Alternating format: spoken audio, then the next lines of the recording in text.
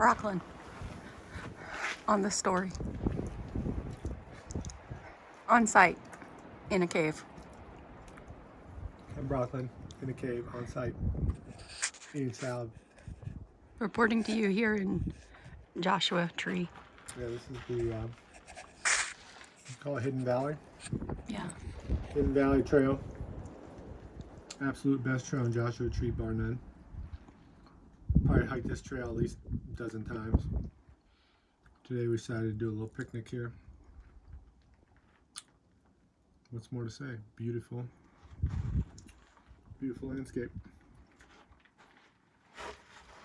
That doesn't get you thinking about life's complexities and beauty. What wouldn't?